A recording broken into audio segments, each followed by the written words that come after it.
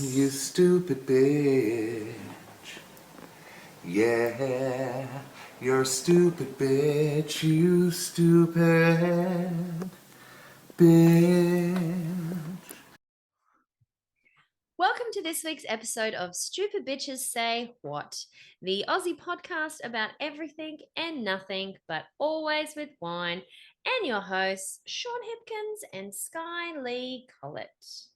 Hold on to your headsets, folks, because this week it's back in time, and we're going to discuss some famous mysteries that have baffled humankind for years, decades, centuries even. Listen in as we recount the mystery of Ghost Ship, the Zodiac Killer, literary classics like Nancy Drew and the Hardy Boys, and finally, the ancient Nazca lines. But before we do, what pray tell are you drinking, you stupid bitch? Well, if you can believe it, my husband managed to find me something that I haven't drunk before. Oh, I know it's very crafty, isn't he, old is it Tyler? sake or? No, it's still Sav. It's still a dirty Savvy B. So it's called the People's Piquette. Piquette. Piquette.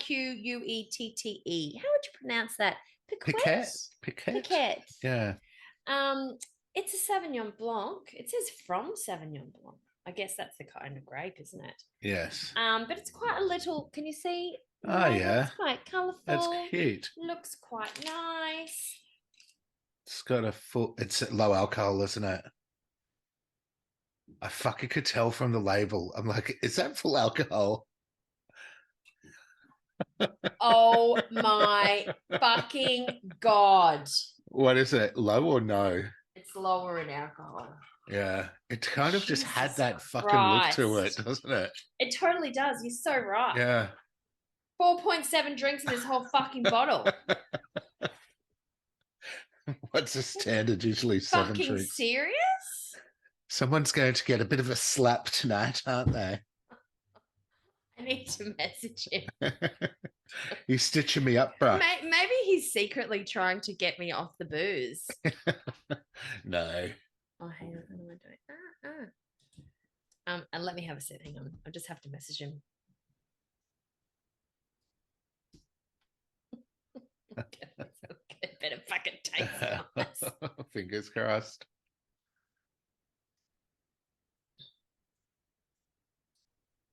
It actually tastes okay. You can always taste the low alcohol component. It's a bit more watery, isn't it? Yeah. Well, and I already put ice in it. Like I was trying to actually, to be fair, I brought in a bottle of soda water, so I was going to water it down myself. I know, but you'd like to have the option. So yeah, well there you go. Oh, low alcohol. Yeah. Right. And we bag it out so much, and now I'm forced To drink it. He's probably like, we've got a big night tomorrow. Yeah. Fleetwood Mac tribute. I was complaining about that. I was like, we've got such a big night tomorrow. I want to get up early and do things around the house. Yeah, I know. I've got the same. I've got chores to sort and shit like that. Yeah. Anyway, I digress. You do. What, pray tell, are you drinking, you stupid fucking bitch? Well, on such a fucking hot day, I like to go rosé. This one doesn't seem to have a name. You're a poet and you didn't know it. This is Wave of the Day rosé. Oh, okay. That's okay. And it says single vineyard, Agliancio, Lacaran Vale, a rare beauty, just like that wave of the day. While it comes, you know you've got to relish it.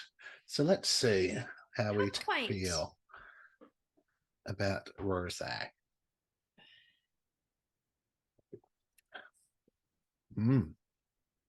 Dry, crisp, a little bit sweet. It's nice. Full strength. There's 7.7 bad boys in that bottle. I checked. No thanks. At least it tastes okay. At least I'm not like yeah, it's no fucking SJP. I know. Well, when I picked it up, I thought he'd accidentally got me a Semillion for a minute then. And I was like, oh honey, but he didn't. I thought it looked like a Semillion bottle actually, but you picked it. I thought it looked different. You're right. It had a different look, and that's why I thought Semillion, which I fucking hate, listeners, if you don't already know that.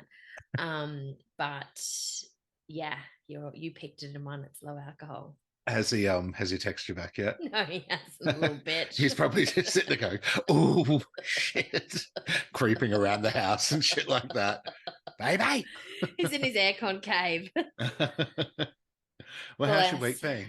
Oh, my week's been motherfucking hectic as per usual. I feel exhausted from this fucking heat that we're experiencing right now. So it's a heat wave. It's disgusting. So, listeners abroad, it was 25 degrees at about 10 Celsius last night. Celsius last night.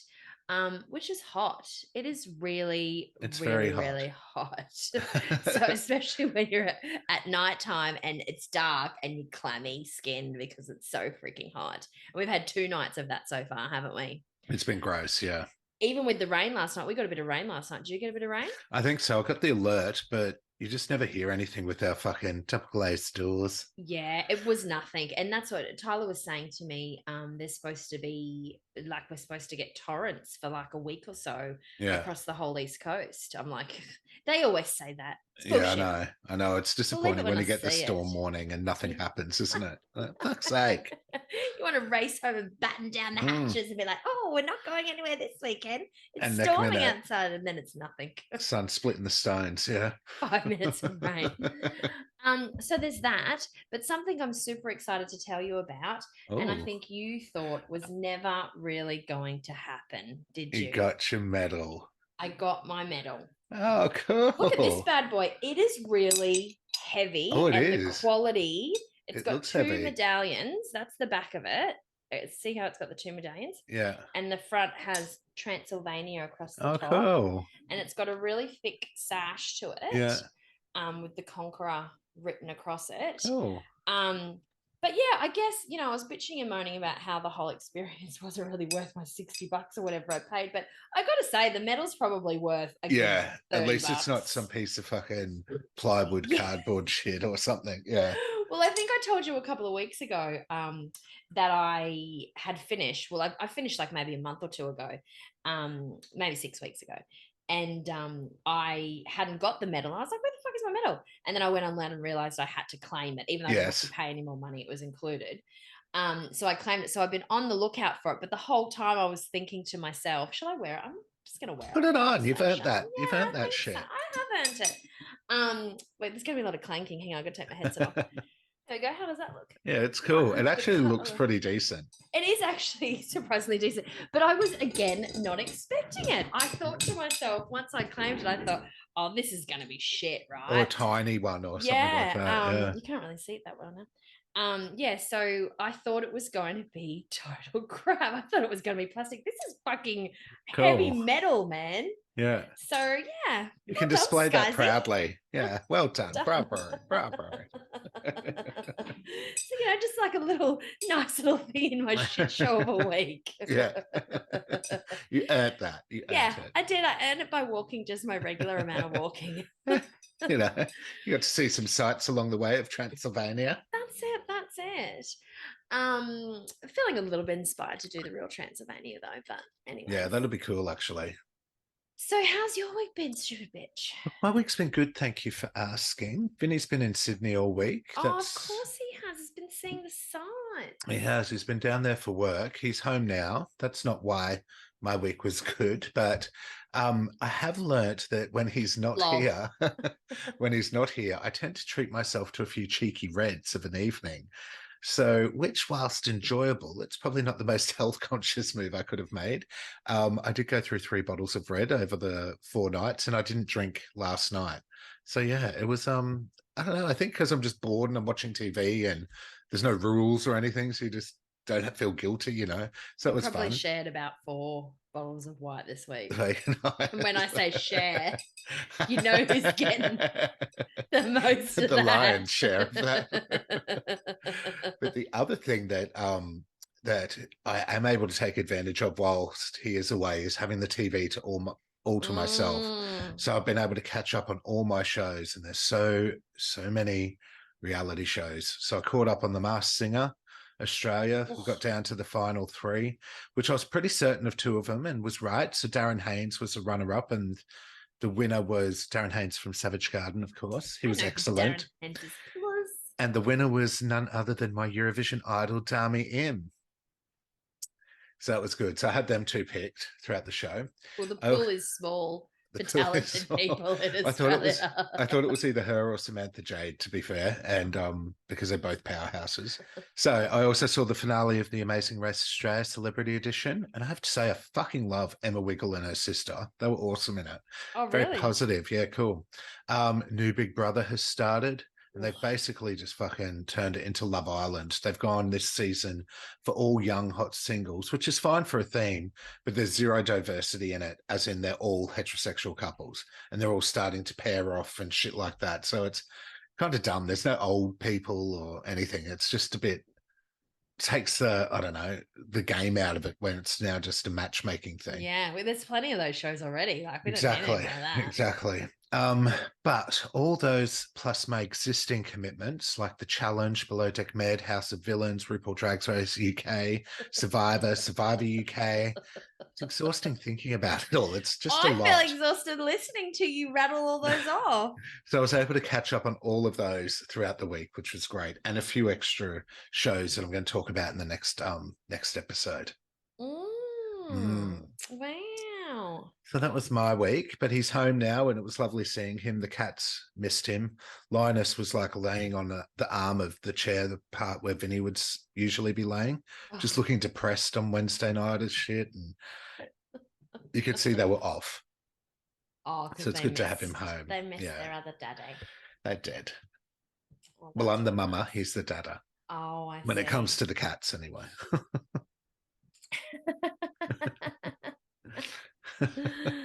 Bless. But he's back now. So when did he get back? He only got back today at just 2 hours ago, 2.5 hours ago. Yeah. So we had a little lay in bed, had a little chat, catch up, went and got pizza from across the road, had dinner, and he's tired as fuck. So I've just sent him off to watch a show and maybe have a nap. But I've got to call him when the washing's done so he can hang that out and put on another load of his pants. No rest for the wicked, but that's my week so far. Oh, wow. Okay. So should we get into this fabulous topic this evening? Let's do. Okay, so I'm going first. So I'm going to share a little story about the ghost ship that is the Mary Celeste. Now, you've obviously heard, everyone's heard of the ghost ship, I've right? heard of the Mary Celeste. And the film that, the film I don't think is based on the I've heard of the film, and I've heard that it is the most intense opening to a movie ever. Well, see, I think I watched it a long, long time ago, and I don't recall that, but I am a little bit inspired to watch it, but I don't think I would get Tyler to sit down and watch it with me. No. So I think they've remade it, and so this is like a bit more recent, the one where they say the beginning of it's like meant to be pretty intense. Are you talking about the one like from the 2000s? I think it's got Julianne Margulies or whatever her name is in it. Does it have something to do with a wire going through someone? I don't know, but I think there's a little girl in a room as well in it. But I'm sure I've seen it. I'm sure Mum made me watch it. 2002. Yeah, I think it's that one. Yeah. Yeah. So I do feel like I want to watch it anyway, but it's not, I don't think, based on the Mary Celeste. I don't actually know, to be fair. I didn't really research that much. Yeah. So it does say, I just Googled, it says, why Ghost Ship still has horror's best opening scene. Oh, well, there you go. Yeah. And so you obviously haven't seen it then. No, but it's this one's based passengers on a 1960s luxury liner being murdered. So I don't think it's based on the same. I do think I remember it was a bit more cruise shippy as opposed to the story that I'm about to tell. So anyway, the fate of the captain and the crew of the Mary Celeste continues to remain a maritime mystery plus. Maritime. I'm going to use some boat lingo. Ahoy the shore. ahoy, matey. On November 7th, 1872, this really, really big boat called the Mary Celeste went missing.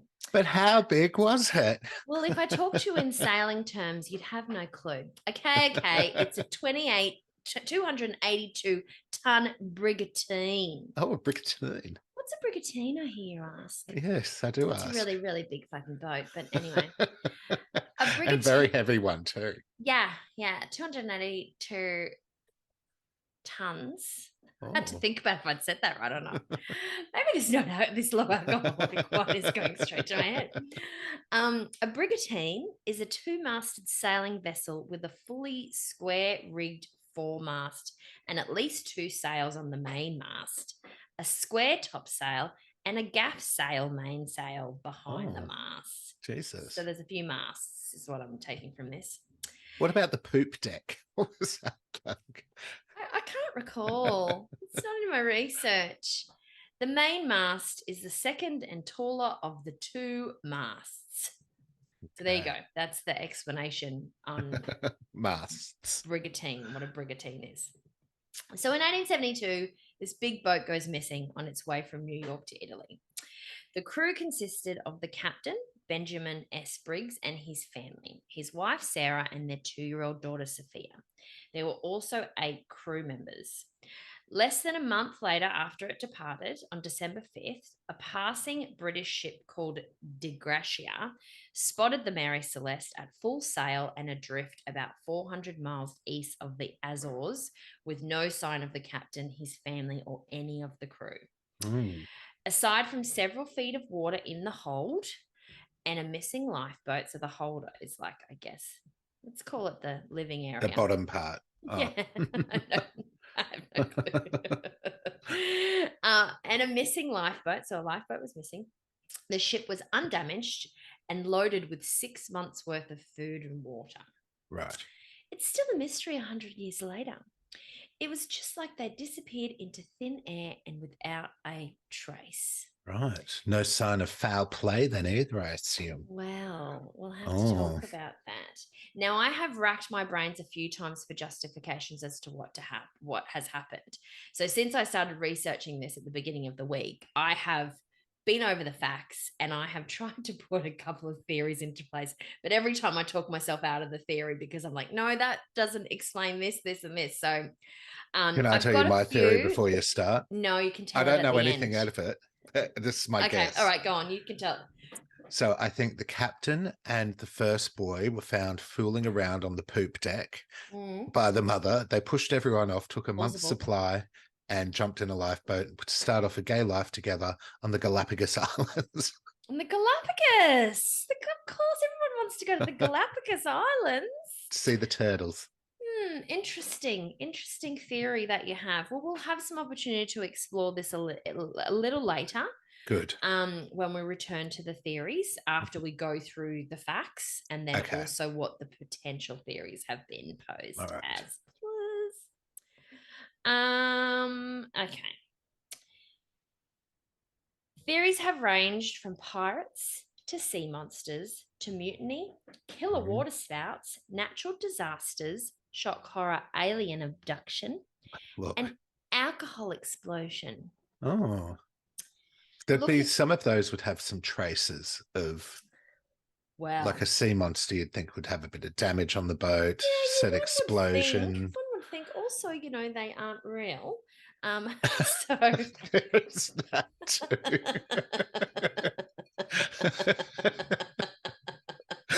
I was going to say interesting. They're mythological, but I don't know if they really are mythological. Maybe the Loch Ness. Yeah. Who knows? It could have been the Loch Ness. Who knows? He could have just got in there without making it, any type of imprint anywhere and then got out.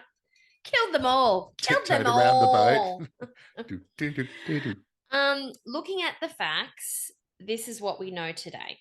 When the Mary Celeste was found on December 4th in 1872, she was seaworthy, her cargo was intact, and there was enough food and supplies for 6 months on board. She was not leaking, and there was no structural damage. The only clue was one missing lifeboat. But those on board had disappeared, leaving all personal belongings and cargo behind, sending the Mary Celeste into history as one of the greatest maritime mysteries of all time. Right. The fateful voyage. The 282-ton brigantine, we've already talked about what a brigantine is. We are well versed on brigantines. Brigantine ship, Mary Something Celeste. about masts. I believe there's 2, but also maybe some small One ones of them's somewhere. big. So she left Staten Island because, they do call boats girls. Yes, especially when they're named Mary. Celeste. She left Staten Island in New York City on November 7th, 1872 for Genoa. Is that how you say Genoa? Is it Genoa? Yep. Yep. That's where Italy. Mum and John were. I think they left for their cruise from Genoa. Lovely. So they were sailing with, so it was sailing with Captain Benjamin Spooner, who I've already mentioned, sorry, Captain Benjamin Spooner Briggs, his wife, Sarah, and the couple's 2-year-old daughter. Bless. The couple had decided to leave their 7-year-old son with relatives so he didn't miss school. Oh, that's very thoughtful. Yeah. Also on board were 7 crew members and a cargo of around 1,700 barrels of crude alcohol. You're going to say men. I was like, that's a big fucking crew. Right. But I Look, do like their priorities. You'll have to excuse me. I deal with numbers all day to the point where I'm just constantly reciting numbers in my head because that's what I do for my job. So when I have to do numbers outside of work, I'm like, Pythagoras theorem states. I'm mixing all my numbers around now. They're all just blending together. The crew members were all highly experienced seamen who had been handpicked by Captain Briggs. Seamen. They would never reach their final destination. Writing to his mother before leaving New York, Briggs seemed positive about the journey. We seem to have a very good mate and steward, and I hope I shall have a pleasant voyage. Oh, hang on, I got to let's go down not a bit. According to the ship's logs, the Mary Celeste battled howling winds and rough seas for a fortnight before it reached the Azores, Portugal, and this is where the ship's log last entry was recorded at 5 a.m. on November 25. Nothing out of the ordinary was reported in this final entry. 10 days later, the crew of De Gracia spotted a ship sailing erratically, drifting off the coast of Portugal. The Del Gracia's Captain Morehouse noticed something was wrong, that the ship seemed to be seaworthy, but it looked like nobody was commanding her. Using a spyglass, Captain Morehouse immediately recognized the ship as the Mary Celeste. He knew Briggs was a highly experienced captain, and because the ship had set sail before the De Gracia, he should have reached Genoa by that time. Morehouse sent a boarding party to the Mary Celeste to investigate. According to the New England Historical Society, when the men boarded the ship, they found an eerie sight. The Mary Celeste was in perfect working order, apart from only one pump being operational. All the cargo was intact and the sails were set. Interesting. There was a meter of water in the bilge, described as a thoroughly wet mess, probably through hatches left open on deck. But there was no sign of human life, nor was there any sign of a struggle or any criminal activity. So pirates are out of the question. So far, a historian wrote, the clues as to what happened, what few existed, were strange and incomplete. The main cargo hatch was sealed, but a forward hatch had been left open. Water had accumulated in the hold and between decks through the ship, though the ship was not sinking and the hull wasn't breached. A rope was found trailing into the sea from the ship's stern, tied very tightly. The other end of the rope was frayed. Navigational implements, including a sextant, were missing from the bridge. I told you we were going to get deep into the maritime lingo. Yeah.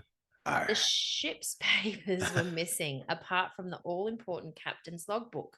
The crew's personal belongings were still on board, their clothing neatly folded and packed away. It's interesting that they left the logbook as kind of like a bit of a deterrent as well. Yeah, everything's fine. I thought that was strange. Like the rest of the ship's papers were gone though. And again, the strongest clue was centered on the one missing lifeboat. With no visible signs of violence or theft, it looked like the ship had been abandoned in a great hurry, perhaps a moment of terror or sheer panic. And so began one of the most enduring mysteries of the sea. Members of the De Gracia crew sailed the Mary Celeste to Gibraltar. Gibraltar? There's a rock there, I think. Where a British Vice Admiralty court began a salvage hearing.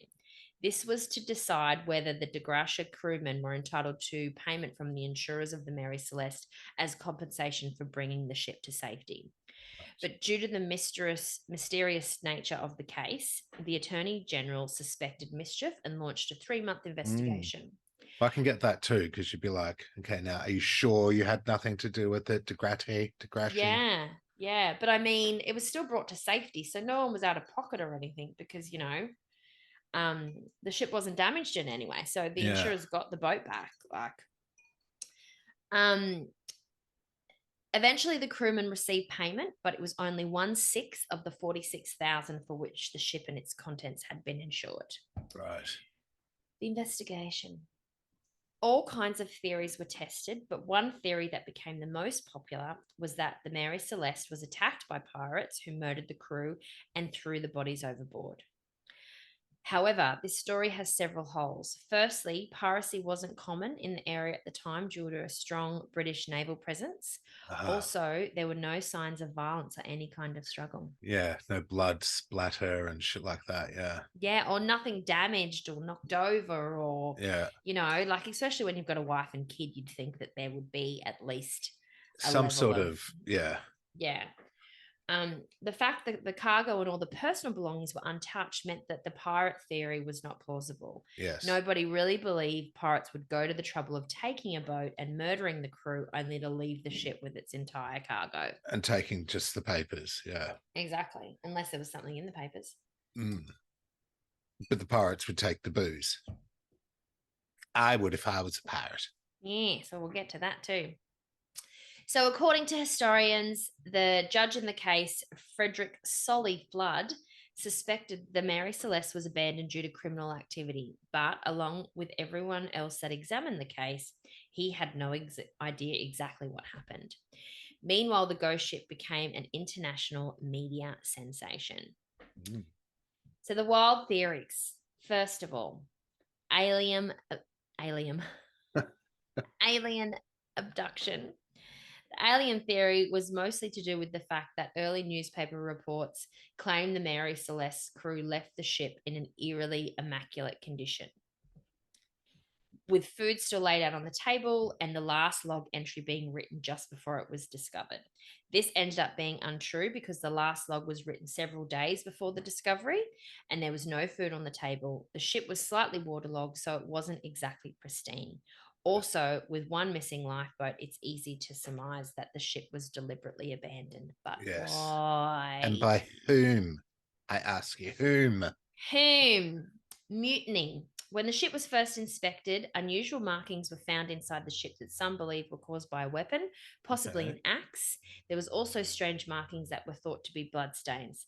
This led to theories that one or more of the crew got drunk and killed everybody on board before taking the ship's lifeboat and making their escape. They woke up the next morning with some fear. Like, oh my God, I can't believe I did that last night. They're going to tell everyone, let's kill them. It's hard to believe that anybody would take a tiny lifeboat and attempt to get to land unless it was a life or death situation. The bloodstains on the ship were later found not to be blood at all, and the axe markings were just normal wear and tear of the ship. Also, there wouldn't really have been much alcohol for the crew members, as the alcohol on board was industrial grade and undrinkable. It wasn't the kind of alcohol that might incite a mutiny. The crew had all been handpicked by Captain Briggs, sailors with impeccable records. Despite a search for the crew in ports around the world, not a single crew member from Mary Celeste was ever found. Flippers. Natural disaster. Many theories centered on the idea that the ocean caused the disappearance. Perhaps the ship came across a tornado or a violent quake that caused superficial damage, leading the crew to think mistakenly they were about to sink. With that in mind, it's no wonder they would have rushed aboard the lifeboat. That's true, but if it was that rough, you'd think the sails would be damaged and there'd be a bit more damage to the boat. And you would think that you would be much more safer on a big boat than in the tiny lifeboat. Yeah. And look, quick, it sounds like get me to something smaller. Stat was quite intelligent. He heavily researched the trip and the people that he boarded. They left the son behind at school. He wasn't on his L plates driving the fucking boat around. Yeah. He wasn't some dummy just on his first boat tour. So the next one, alcohol explosion. According to historians, the biggest clue to the mystery was discovered when the ship was unloaded upon reaching Gibraltar. Gibraltar. Although all 1,700 alcohol barrels were there, 9 were empty. Okay. If they leaked into the hold during the voyage, the fumes might have built up below decks. Something obviously happened to cause Captain Briggs to give the order to abandon ship. Whatever it was, it must have been shocking enough to spook a very experienced mariner into what might have been a rash reaction. Especially considering they only took one lifeboat. Exactly. According to this theory, Briggs might have ordered everyone to abandon the ship temporarily with the idea to sail behind the Mary Celeste until the danger had passed. So this is from the alcohol leak. And that's why there's a fray at the end of the rope and all that shit. Yeah. But perhaps the rope attaching the lifeboat to the ship came undone and then the 10 crew members and family drowned. So Mary Celeste eventually found a new owner and sailed for another 12 years until her captain deliberately ran her off ground in Haiti, believed to be part of an insurance fraud scheme. Again, according to historians, in 1885, Boston businessman Wesley Grove had purchased the Mary Celeste, though he was unable to make a success of her. So he loaded her with junk, like barrels of water instead of alcohol, had her overinsured before deliberately wrecking her. Insurance investigators weren't fooled, and he missed out on the big payout. Jesus. In 2006, researchers investigated the theory that Captain Briggs ordered the ship to be abandoned due to alcohol vapors suddenly igniting in the hold. Again, according to historians, the theory was originally discounted because there was no evidence of a fire, and the crew from the De Gracia didn't notice any alcohol fumes when they came aboard to find it.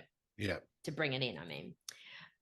But then University College of London researchers built a replica of the Mary Celeste hold and set fire to built up fumes from alcohol.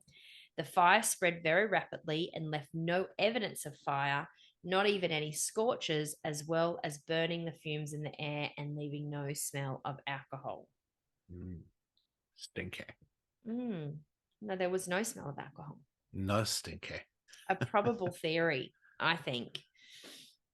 Over the years, Mary Celeste was left adrift in the ocean, exposed to extreme conditions before being swallowed up by the ocean off Haiti, taking whatever secret she still held to her watery grave.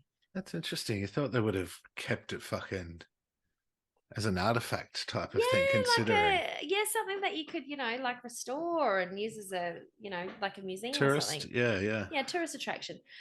Okay, so what do you think happened to the crew of the Mary Celeste now that you've heard all the probabilities and all the assumptions and the theories? Unless someone did some sort of hysteria thing and was like, oh my God, everyone abandon ship, blah, blah, blah, it's going to blow. And that's what made everyone jump. And then they had a lifeboat at the end and maybe someone cut the lifeboat to send them all going. And then the captain and the cabin boy who were caught on the poop deck rode off somewhere else. Yeah, potentially. I had a little note here that I think they went the same way as your unidentified missing leg people lost at sea. Remember when all the legs kept showing up? Oh, yeah, the feet. People end up in there with just feet. Yeah. The one thing that I have been playing around with that got stuck in my head is what about mental health? So someone dived over, and I'm thinking, what if the wife was suffering from postnatal depression? She jumped overboard with the baby. So the captain got all the crew, put them in the lifeboat to try to find her and save her. And that's probably why they left the son behind, because she was a little bit unstable, but they couldn't leave the baby. He didn't want to leave her. Interesting. He's left the son behind and said, look, I'll bring her out into the, ocean and maybe get her some Great fresh blue air. yonder. And she might start to feel better. And she's tried to kill herself with the baby, and they've all gone after her. Interesting. And then they've all perished that time. But you'd think that one person would stay on the boat if that happened to sort of steer. You would think something. Yeah. Yes, you would think. But maybe aliens is a plausible explanation in this as well. Yes, maybe it is aliens. Very well. But very mysterious. I really want to know what happened. I know. It's one of those things that, we're probably never ever going to know unless they devised something where you can sort of not turn back time, but see past events somehow. Turn back time. Sure. Love to turn back time. Go back in time, you mean? Go back in time. If I could turn. Yeah, interesting. Yeah. Yes. Yes, yes. So it is still actually just a big fucking mystery. What the fuck happened? But the missing lifeboat is a huge clue, obviously. The fact that there's no blood, no burning, none of that shit. And that rope too, that was frayed at the end, hanging off the back. Like, yeah, it was. Unless it was some hysterical thing that they thought it was going to blow, they all jumped in the one lifeboat, but I don't know how to throw. Maybe it snapped while they were sort of being towed along. There was too many people. The alcohol fumes came out and got to it and snapped it. Well, maybe, like there was too many people in the lifeboat and that's what sort of maybe. And it just sunk because there was too many people in it. And but it doesn't say if there was multiple lifeboats either. So you think of the crew of that only size. One lifeboat that's missing. What I mean. Like, was there more than one? Or was there just the one? Because they'd say the only lifeboat was missing. Yeah, only one lifeboat was missing. But that's actually a good concept. Maybe they were all in the lifeboat. Waves were flooding it. It sank, and that's why it snapped. But I guess it would just keep drawing it along, wouldn't it? Unless a sharky came along and had a gnaw. Yeah. Maybe like a pelican pecked it. Yeah. They had a cat on board that was like playing with it. Yeah. Stop. But they didn't find a cat, did they? Well, the cat died. Yeah, died with them. Yeah. He also sunk. Yes. Yeah. Bless. Oh, interesting. Okay, so over to you. Your turn. All right. So I'm going to do as my first one, the Zodiac Killer, which I know you've heard of. So the Zodiac Killer. The Zodiac Killer. Have you seen the movie? I think I saw it years ago. I sort of touched on this, but I think I saw it years ago when it came out. And when I'd first heard about the Zodiac Killer, I remember thinking it was like right when I was into star signs and all that shit. And I was like, ooh, I wonder if I thought like he'd kill an Aries and a Pisces and a Leo and all that shit, but no. So the Zodiac Killer is an unidentified American serial killer who is believed to have murdered at least 5 people in Northern California between 1968 and 69. An earlier murder, the stabbing death of an 18-year-old college student in Riverside, California in 66, is also sometimes attributed to the Zodiac Killer. So can I just say one thing? Yeah. I've watched this film quite recently. Okay. It's one of Tyler's favorites. So I am so excited that you're doing this because I know all the facts, so I can totally chime in. Excellent. Good. So the case inspired the influential 1971 action film Dirty Harry, which starred Clint Eastwood. Didn't know that. I also did not know that. And I'd like to, because like that to me, I thought was a fucking Western, a country and Western. So anywho, and it was the subject of the critically acclaimed David Fincher dramatic film Zodiac, 2007, starring none other than my naughty's crush, Jake Gyllenhaal. He's Not amazing. That I still wouldn't give him one today. Me too. Yeah, he's a hot man. I'm cutting out the other bit.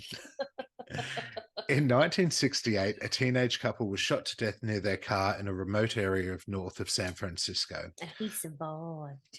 1 year later, another couple was attacked in similar circumstances, though the male victim survived. After the 1969 attack, the killer phoned police to alert them to the crime and to take responsibility for the 1968 murders. Later that year, the Zodiac Killer attacked another young couple, though once again, the male survived. The last known victim is a taxi driver who was shot in October 1969. Yep. Dinner for 2. The murders were the subjects of intense investigation and media coverage, particularly because of the killer's taunting letters to newspapers and phone calls to the police. His letters sent from 1969 to 74 were signed with a symbol resembling the crosshairs of a gun sight and typically began with the phrase, "This is the Zodiac speaking." Included among the letters were 4 ciphers or cryptograms.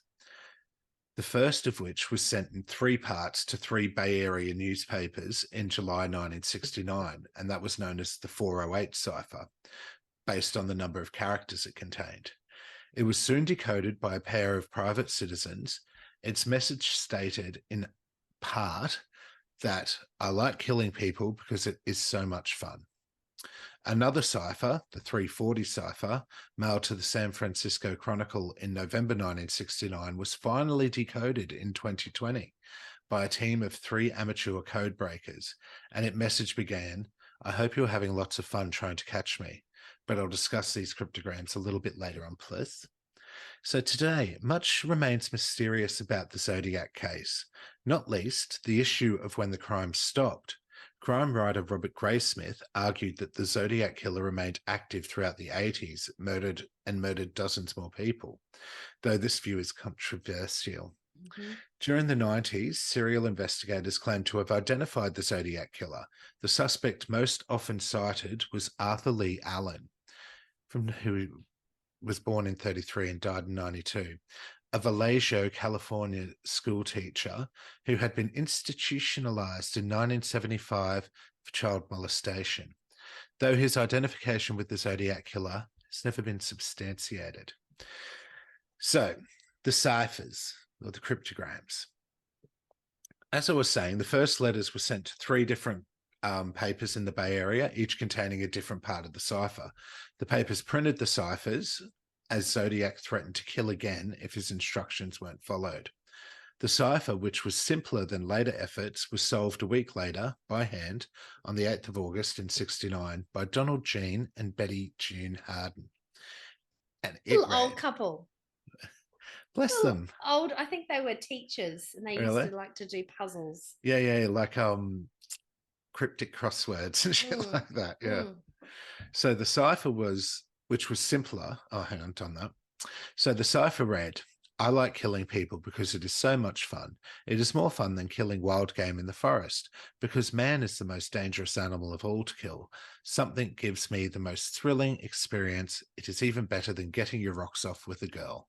The best part of it is that when I die, I will be reborn in paradise," with a C in paradise. Not paradise, but paradise with a C instead of the S. "And all that I have killed will become my slaves. I will not give you my name because you will try to slow down or stop my collecting of slaves for my afterlife. Without pity."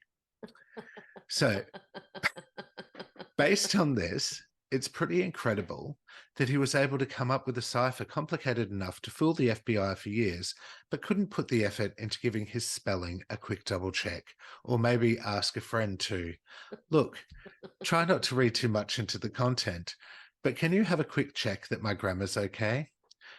I completely cut and paste that from Station Hypo. It's straight up plagiarism, but I could not leave that line in there. I couldn't not leave that line in there. I thought it was hilarious. Could you don't read too much into the content, but have a quick check. The letter contained no real clues, other than the killer had some fairly odd delusions going on, needed work on his spelling, and may have been inspired by The Most Dangerous Game, a movie about a man who is hunted by an aristocrat for kicks. After the first message, the killer's ciphers became more complicated. One, which contained 340 characters, had managed to elude decryption for 51 years. A team of codebreakers decided to try and crack the code specifically because they knew it would be a challenge. Dan Orangehack, Sam Blake, and Jarl Van Eyck used software to help them break the cipher, first by finding the many possible reading directions that could be used if the cipher was transpositional. By sheer luck, Orangehack found that one solution for how the cipher could be transposed revealed fragments of messages, including "hope you are," "trying to catch me," and "or the gas chamber." This gave them clues that the message wasn't transcribed in one big block as it was presented, so it wasn't a flowing thing, but instead was broken into 3 smaller blocks of texts made up of 9 lines, followed by 9 lines, followed by a final 2. So by starting in the top left-hand corner, they moved down 1 line across 2 spaces to get the next letter, a key which could be translated into letters, and then words emerged. So the letter B, for instance, was represented by $7, C just by 9, and A by a whole load of symbols unavailable on a keyboard.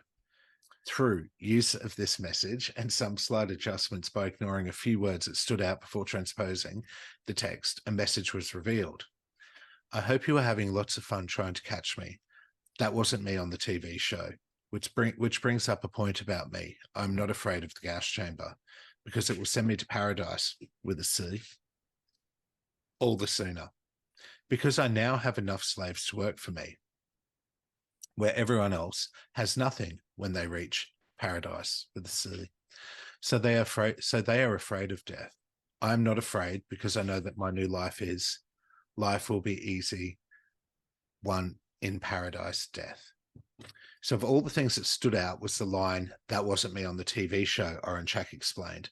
At this point, I jumped out of my chair because I knew the cipher was received on the 8th of November 69, which is about 2 weeks after someone calling themselves Zodiac called into a TV talk show hosted by Jim Dunbar. While the caller was on the air, he said, "I need help. I'm sick. I don't want to go to the gas chamber." So when he's saying, "That wasn't me on the show," which brings up another point about me, I'm not afraid of the gas chamber. He wants to go to paradise with the sea.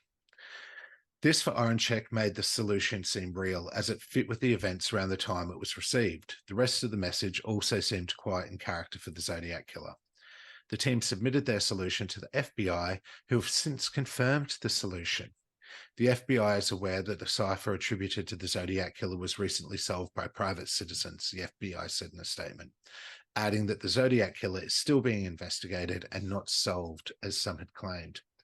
The Zodiac Killer remains an ongoing investigation for the FBI San Francisco division and local enforcement partners.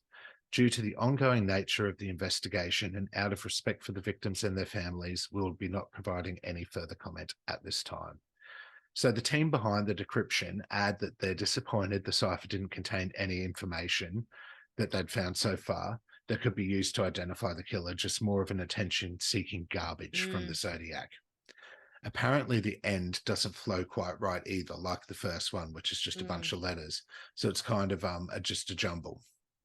Now, you haven't seen it yet because you're still so far behind on American Horror Story, but they did their little own twist on the Zodiac in the cult season, which was a great season. And it's set just after Trump wins the 2016 election, and a psycho sets up his own cult in the turmoil that the nation was feeling afterwards. God, I hope that doesn't happen again, but we'll see. Anyways, a side story takes us back to when the Zodiac was active, but it's not a person, it's a cult called Scum, SCUM, that is led by radical feminist Valerie Solanas, who wrote the Scum Manifesto in real life, claiming that men had ruined the world and women had to fix it. She also tried to kill Andy Warhol, so it's a real person. Anyhow, it's just another interesting take on it. But for now, we still have no idea who the Zodiac Killer is, making it one of life's greatest mysteries. You have to see the movie. It's so good. I need to watch it again. I think the first time I watched it, I got disappointed that it wasn't based on horoscopes. Do you know what? I actually think I had watched it when it first came out years ago, but couldn't really. Like, I remember because when Tyler and I watched it, I'm talking probably like a month, maybe 2 months ago, we watched it. His pick, of course, not mine. Oh, nice. That's interesting for Tyler to pick a serial he killer loves movie. it. So he's seen it before and had loved it and was like, we have to watch it. But yeah, it's quite a full-on film because it really takes over their lives. And that's so Robert Graysmith, who ends up writing the book that the movie's based on. And then he wrote a couple of other books about it, I think, follow-up books. He, just as a cartoonist at the San Francisco Chronicle, it is. Yep. Yeah. And so there's like a reporter who ends up sort of drinking himself to death because he gets obsessed with it. And then the cartoonist comes along and he's like, he helps decrypt pieces as well, which is Jake Gyllenhaal, Robert Graysmith, who ends up writing a book about it. But he has like a bunch of kids during the whole thing, and it spans like this whole period where it just takes over all these people's lives because they can never let it go. Because it'd just be mind-boggling, the whole thing, trying to figure it out. And they think, is it Arthur Miller? Is that what you said his name was? Who? The guy who they believed it was for ages and ages, and it's still unfound. What's his name? Hang on. Arthur Lee Allen. Arthur Lee Allen. So they sort of spin it. The book spins it. Well, the show, I mean, the movie spins it that it was really him, because they tie in so many things that happened. And he knew the first victim, the girl. Oh, okay. Well, allegedly. Yeah. Like there's all these other clues and bits and pieces that sort of point to him way more than coincidence. So it leaves you thinking that he was the one It was him who did it. Yeah. And it's that movie came out 13 years before they actually decoded the second cipher as well. So they wouldn't have had more information, I guess. Yeah. But what I mean, he's a murderer, but quite an intelligent guy to be able to come up with these fucking ciphers that fooled the FBI for 50 years. Yeah, and not to be found, and to just get away with it consecutively. It's another one that you just sort of think, God, you wish someone could solve it and just tell you what really happened. Tell us the truth. Yeah. Yeah, you just want to know, and that's why I think so many people who were involved in it got so obsessed with it, they just could never ever let it go. Yeah. And because it would have rocked that community. And I mean, serial killers in the 60s and 70s, especially in California and America as a whole, I guess, just seemed so much more active, didn't they? Yeah. They gave them names and shit like that. They had curfews as well for the population. They were don't go out at night and stuff like that, especially to the places where it's secluded if you're a couple or if you're a woman and blah, blah, and blah. People still do it. Well, people were terrified. They were super terrified of it all. But then there was still people going out thinking it's not going to happen to me. I'm not going to stop living my life. And then it kept happening. And yeah, it's funny you say that. There's a true crime episode, and I've seen a few different versions of it, and it's about I can't even remember who it is. I don't know if it's the Cleveland Strangler, and it was picking up prostitutes and stuff, and they were the news crew go out and interviewing people, and they interview one sex worker, that said, yeah, they're all scared, they're terrified about it, blah blah blah, and they're like, but he's still going to be working. And she's like, yeah, and the person they interviewed ended up being one of his victims. Whoa. Yeah. But correct me if I'm wrong, I believe that there was no other murders linked to the Zodiac Killer after that Alan guy died. So those original ones, those original murders, what was there? Was there 3 couples? There was couples? Yeah, so there was 5 that are officially linked to him. Then they say there's another one that happened earlier that they're linking to him as well. Yeah. But then Arthur Lee, he became institutionalized in 75 for child molestation. See, is that his MO as well? Yeah, and the actor who plays him plays a really good part. He's really creepy, and you watching the film going, oh, he fucking totally did it. How long what time span does the film go over? To when does it end? Is it goes shortly in the 70s? Or? I think from memory, there was a couple of times where they questioned that Arthur Lee Allen, and where they thought they were really onto him, but then it just dries up and they've got no real evidence to link him to it. I think there was twice where they were really super after him, they searched, because I think his brother and his wife came out and said, look, they didn't like him being around the kids. They always felt a bit weird. So they let the police and the FBI or whatever search their house and everything that they had of him. And then there was another time they found him where he worked, and there was a guy who was a neighbor or a friend from college or something. And he had given them information too. He had gone and made a statement and said, oh, I think this is who did it, because he told him this big elaborate story about what he was going to do, how he could get away with it and shit like that. And watch it. Now that you've researched it, watch it. No, I will. You will love it. I think Benny would really like it too, because it's not your typical. And I like a good mystery type. It's quite gripping. Too. Yeah. It just goes on and on, and it gets really obsessive to a point where you just and you just really desperately need to know what happens, but you never know. And you're not going to know too. Yeah. Yes. So it's not satisfying at all. But you want some sort of answer, and you want to trust what their direction they're pointing you in. Exactly. So you get to the end and you're just fuck.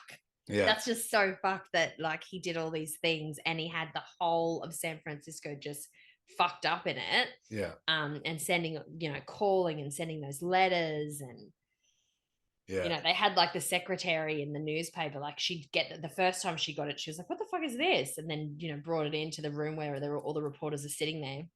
But after that, they just expected it all the time. So as soon as it came in, she'd be like, oh my God, we got another one. Whoop, whoop. Yeah. We got another one. And it's also got Mark Ruffalo in it, Robert Downey Jr. Yes, that's right. I do remember Mark Ruffalo in it now. Yeah. It's very good. Very, very good. I really enjoyed it. Oh, good. No, I will watch it. Right, what's your next one, you dumb bitch? Okay, so my next one, let me just go. So I'm going to go a little bit off book here. Because into the books. Into the books, yes. I've been dying to do these books actually. So I think we might have touched a little bit on this in previous podcasts, but growing up, I was a massive library geek. Yes. I was the kind of kid who used to go to the library all the time. Definitely still socialize, hung out in the playground, stuff like that. But every You're a time cool nerd. Yeah. Every time I got the chance to sneak away, because, growing up, it wasn't like we could always go out and buy a bunch of books. It wasn't even that you could really, there was bookstores and stuff like that, but books were expensive. And so libraries, if you were a reader, it was always about the libraries. Yeah. So I loved in primary school the old time mystery novels. And we have talked about Nancy Drew before because you were watching the CW yes. TV show about it. Yeah. But I was obsessed with the books, and I even read a few of the Hardy Boys novels. And I think that's how I got it. I actually think it was my mum who once said to me, read some of the Hardy Boys novels, and I did. And then they introduced Nancy Drew as one of the characters, and then she has like a spin-off book series. Right. And then becomes probably even more popular, would you say, than what the Hardy Boys are? Yeah. Well, really? There's no CW TV show about the Hardy Boys. No. And I reckon people who listen to this podcast who are quite in a much younger demographic will be like, the fuck are the Hardy Boys? But they'll know who Nancy Drew is. Exactly, yeah. So I was obsessed. But Nancy Drew is a fictional character appearing in several mystery book series, movies, video games, and a TV show as a teenage amateur sleuth. The books are ghostwritten, which I didn't actually know. So they're ghostwritten by a number of authors and published under the collective pseudonym Carolyn Keene. I always thought Carolyn Keene was a real person, but it's not. So there's a bunch of people who wrote under that name. So created by the publisher Edward Stratemeyer as the female counterpart to his Hardy Boys series. Yeah.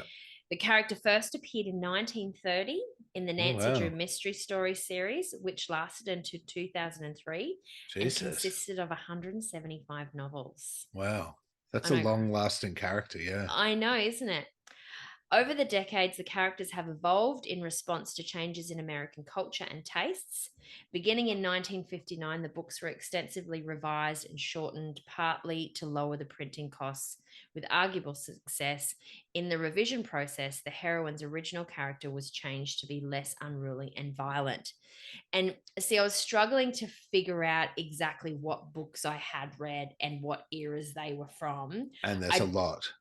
There is a lot. I do remember some of them having really old characters, and I remember like picking them up and being like, fuck, this is an old book, even when I was young. Like I remember, I can't remember the exact eras of the books that I read, or, if I started with the really super early stuff, or if I came in, in the 60s or the 70s or whatever. But I do remember when I started reading some of them, they had really old covers on them. And I was like, at first, whoa, this looks like a really old book. Yeah, this is not my interest. Yeah, but I became obsessed.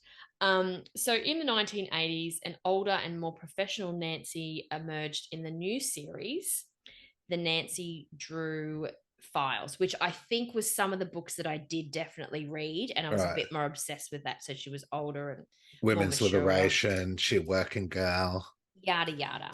And they included romantic subplots for the sleuth. So I do definitely remember the romantic subplots as well, because I remember being like quite young, being like, ooh, she likes a boy. Woohoo. So, and then launched in 2004, the Nancy Drew Girl Detective series features Nancy driving a hybrid electric vehicle and using a cell phone. I never read any of those. On it, Joe. Yeah. And then in 2012, the Girl Detective series ended in a new series. The Nancy Drew Diaries was launched, and it was the characters were evolved and influenced by more, contemporary styles. Yeah. So some of my research has compared her to Velma from Scooby-Doo and Veronica Mars characters that I absolutely adore. And they probably did inspire them in some way. She probably did inspire their characters, yeah. And like I said, cares. there's about 175, 180 novels ranging from 1930 to 2003. Right. So, Sean Beano, 1930. Fuck. yeah, I know. But I do remember like there was a little bit like because I remember when I read the Hardy Boys, it was very like Huckleberry Finn type things, playing Yeah, with yeah, sticks, not wearing shoes, and yeah. that sort of thing. Solving crimes. So did you ever put your nose in some Nancy Drew, Sean Beano? No, I don't swing that way at all, Skye. So Not no. even when you were younger? No, I do remember, I think I got given a couple of Hardy Boys books for Christmas from John's parents when I was about 14, 13. And I remember trying to give it a go, but I didn't That follow it actually through. surprises me because you're a bit like me like that. Like you like a mystery, a good sort of Mm. crimey type thing. I remember trying, but it just didn't get me. Maybe if I had a Nancy Drew, I Yeah, might have stuck my nose in her, but no, I didn't. maybe. So that brings me to my next lot of old school mystery stories, and that was the character called Trixie Belden. Did you ever hear of her? No. Anyway, so Trixie Belden is a series of girl detective mysteries written between 1948 and 1986. So a little bit later to the party than Nancy Drew was. The first 6 books are written by this lady called Julie Campbell Tatham. The following 33 titles were written by various in house writers under the pseudonym Catherine Kenny. So, similar to how they did the whole Nancy Drew thing, like they started off with a few books and then they went into, just sort of ghostwriting it really. Yeah. So I was obsessed with Trixie Belden, and it wasn't as easy to come by as the Nancy Drew stuff was because it wasn't as popular. But Yeah. she, to me, was just a bit more mature. She had a little bit more romantic stuff going on from memory, and it was just a bit more gripping than what the Nancy Drew. The Nancy Drew were almost like kiddie to me compared to when I started reading the Trixie Belden stuff. They were And I people was probably a super bit more into it. clean cut, were they, the Nancy Drew? Yes, I think so. Yeah. But I was totally obsessed with both, and I used to just every time I saw one in any library that I went to, because I used to also frequent Oh, the yes. public libraries The as Redlands well on Library. the Yeah, I weekends. used to go there every Thursday with my mother. Just go through all the racks looking for books. Yeah. So they also tried to bring out the books again. They tried to re-release them between 2003 and 2006. Random House did this. They republished the first 15 books with new cover art, yada yada yada. But they never went on to finish publishing the rest. I don't Yeah. think there was anywhere near as much interest in them as the Nancy Drew ones. They probably didn't carry over as well as maybe the fact that they continually updated the Nancy Drew Yeah. And she had the name, character. the popular name to behind her as well. Yes, yes, yes. But I do remember loving Trixie Belden more than I loved Nancy Drew. Nancy. So then obviously there was Enid Blyton's Famous Five. Do you remember Yeah, those ones? yeah. I Yeah, remember did the you ever famous read any of five. those? No, I don't think so, but I remember the name, yeah. Yeah, look, from memory, I think they were a little bit similar to the whole Hardy Boys type Yeah. thing, but there was a bit more diversity in the five. Yeah. But that was another mystery series that I read a little bit of. But before I can move on and let you speak about your next topic, I have to touch on the Babysitter's Club mystery novels, please. See, I do remember the Babysitters Club. I didn't know they were mystery novels, so I just thought it was fucking about chicks babysitting and doing It was hair and shit like that. there was a little bit of that, I guess, because they were girls that basically they just make a babysitting club. And when I was young, I was obsessed with babysitting and wanted to hand out my own flyers, just like Christy in Christy's Great Idea, which is the first book. I don't have any children. That's fine. Just take one anyway. But my mum kept saying, "You're way too young. You're way too young to babysit." And I was like, "But they do it in the Babysitters Club, Mum." And it reminds me of that stupid fucking other series, the Horse Riding Club or whatever it was. Saddle Club. Saddle Club. Were they I read them detectives all, as mate. well, or were they just No, they just other loved horses. Sometimes maybe a little bit of mystery chucked in there. But Saddle so Club. the Babysitters Club pretty much took over my life. I recently brought a T-shirt for myself and my sister last Christmas, I Cool. think it was, of a Babysitters Club. Yeah, I like the Christy's Great nostalgia Idea. for that. Yeah. But we used to have this thing with my friends because when I first got into them, I think there was about 27 novels out and they were all numbered. So they'd have a number and then the title after it. And we used to, I remember in like grade 3 on the playground, we'd quiz each other. We'd say a number and you had to say what the title was. And it was, a competition to see who could get the most right. And that's pretty much how we spent our lunch times Yeah. for probably 12 months. 27. But the Babysitters Club, as you said, was based on the fact that it was a babysitting club that was started because of Christy's great idea. And then, so they'd have so many episodes, they'd have so many books, and then they'd chuck a mystery in. And the mysteries did come in a little bit later. I'm going to say around about the 20th book or somewhere around there. And with titles like Stacy and the Missing Ring. Stacy is accused of stealing a ring while babysitting. Then number 2 is Beware Dawn. Dawn receives threatening notes and phone calls as she's babysitting while competing for Sitter of the Month.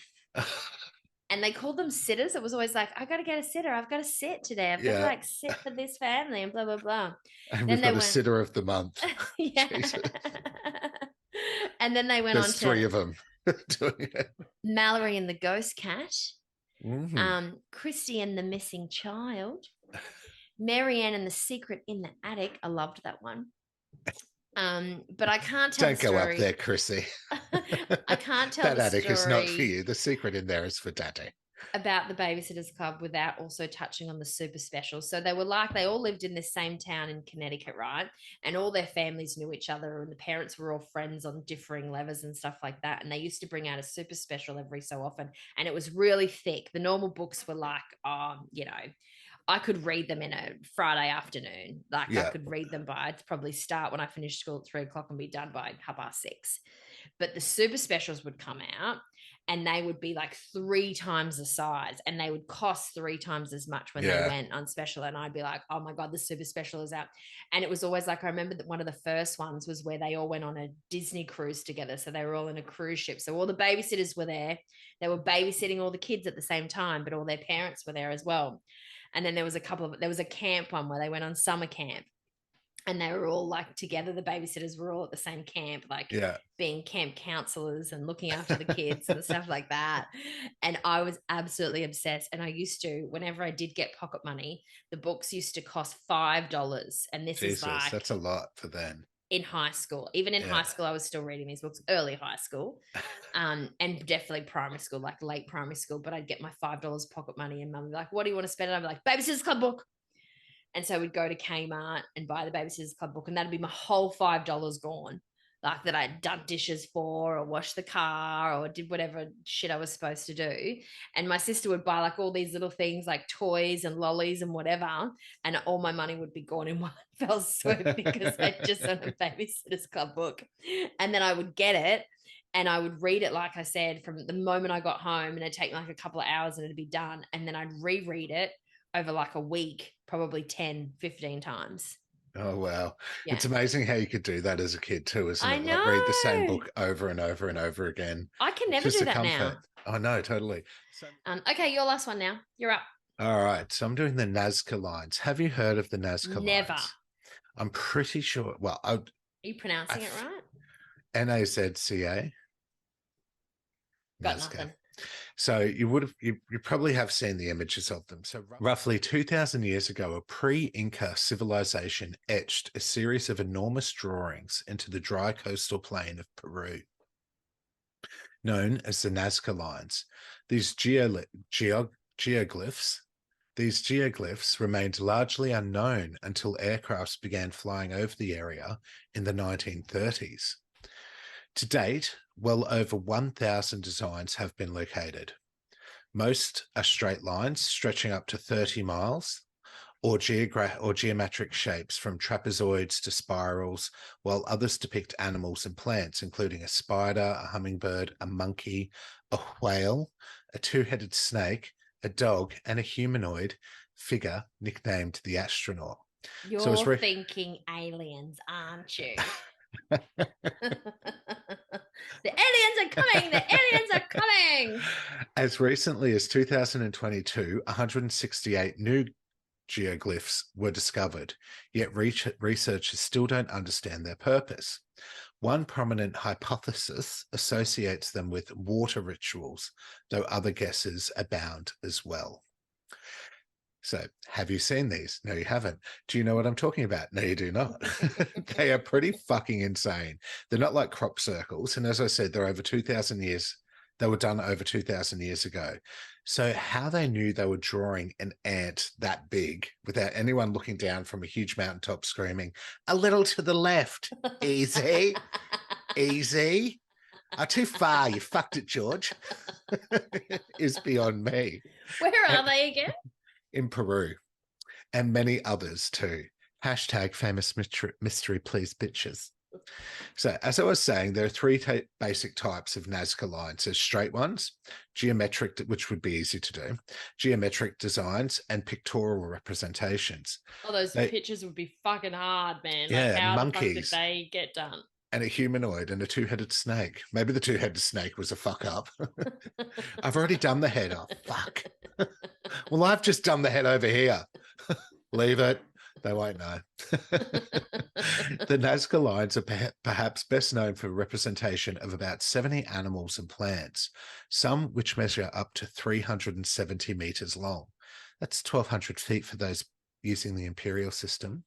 As I said, there's spiders, hummingbirds, cactus plant, monkeys, whales, llamas, ducks, flowers, trees, lizards, and dogs. What's your favorite out of those pictures? I think the monkey. But you see how big they are for 2,000 years ago and how they were able to fucking manage that and know what it was actually looking like. I think is pretty incredible. And so what's it's made out of? It's so in the ground. They etched it into the ground. So I'll get into that. So not rocks. No, so they kind of push rocks aside.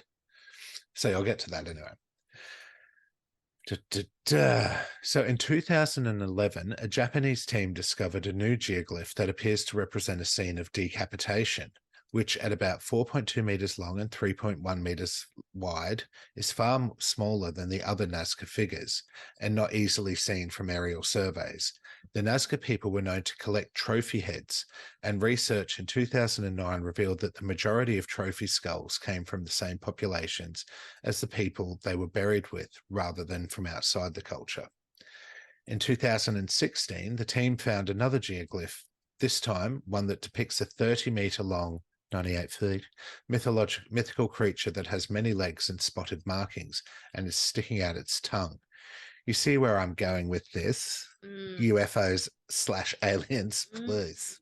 What a cool job that would be to be an archaeologist. Yeah, like, to discovering that shit. All that stuff and just go on those big missions to try to find new things where you find that, you hear that there's a rumor that it exists somewhere or someone's and then actually finding something. And then finding it. That'd be fucking cool. But how were these lines created, I hear you ask? Anthropologists believe the Nazca culture, which began around 100 BC and flourished from 1 AD to 700 AD, created the majority of the lines. The Chauvin and Paracas cultures, which predate the Nazca, may also have created some of the geoglyphs. The lines are located in the desert plains of the Rio Grande do Nazca river basin, an archaeological site that spans more than 75,000 hectares and is one of the driest places on Earth besides your vagina.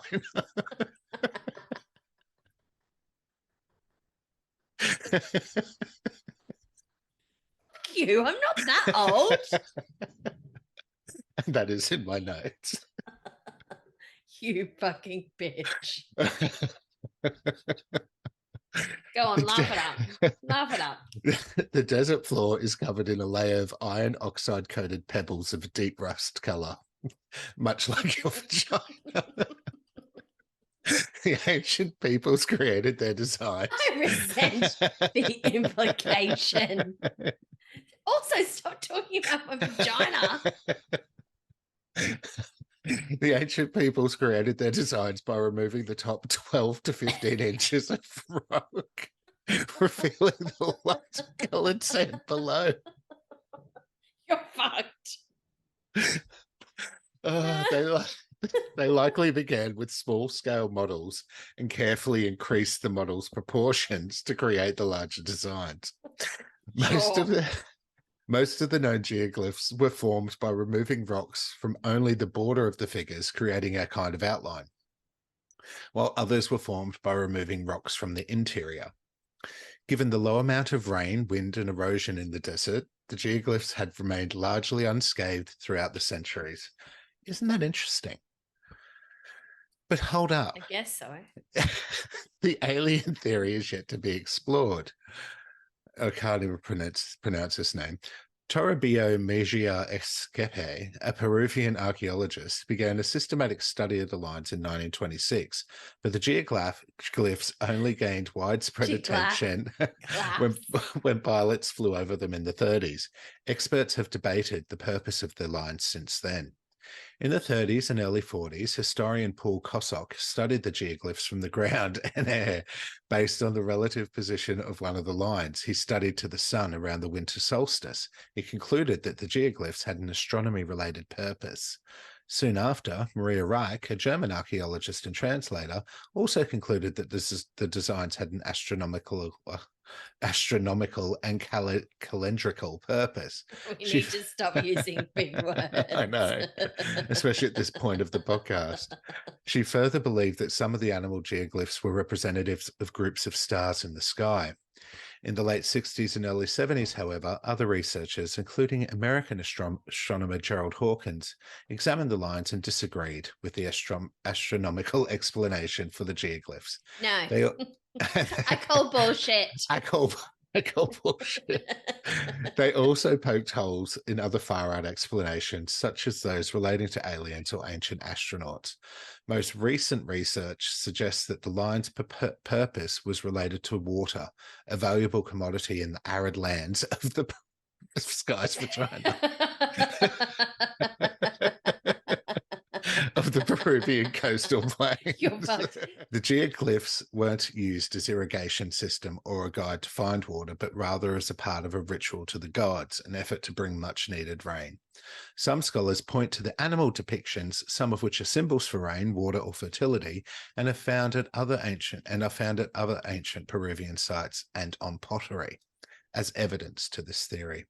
In 2015, researchers presenting at the 80th annual meeting of the Society for American Archaeology, that sounds like a hoot, doesn't it? That's godful, isn't it? It sounds like a right hoot. They need an acronym and to shorten that fucker. Argued that the purpose for the lines changed over time. Initially, pilgrims heading to Peruvian temple complexes used the lines as ritual processional routes. Later, groups, as part of a religious rite, smash ceramic pots on the ground at the point of intersection between the lines. Just follow the outline of the monkey. Yeah, no, that's not going to take me straight there. Like, what the fuck are we doing another corner? I'm in the fucking tail. Yeah, Jesus miles Christ. away. And then you're looping back around again. You're like, oh, for fuck's sake. Whose idea was this? But what, like, people are coming at 8 o'clock. I need till 9. Dinner's not ready. Just fucking make them go around the tail. But what do they really mean? And why did they build them so? Never really knowing how they looked from the sky. Well, you stupid bitch. That is why it's a fucking mystery. Oh, what a mystery. What a head scratcher. It's a real noggin turner, isn't it? Indeed. Indubitably. No more vagina jokes, okay? Look, I don't think I'll get a topic as dry as that one again, so you're safe. I've had a gutful. Well, thanks for listening. We hope you enjoyed this week's episode of Mysterious Boats, Murders, Old-Timey Novels, Lines Stitched into the earth, and Skies for JJ. What a mystery. JJ out of this. What a mystery that is. Will it ever be solved? Who knows? Tune in next week for What's the Haps as we begin to wrap up season 7 of Stupid Bitches Say What. Can you believe it? I know, season 7. Remember, if you like what you hear, tell your goddamn mates. There's plenty of us to go around. And remember, if you're whining, you're winning. Good night, stupid bitches, and good night from my vagina. Good night, everybody. Good night, stupid bitches. Good night. All right. Yeah, that stupid bitch. He's a stupid bitch. What a stupid bitch. That stupid bitch.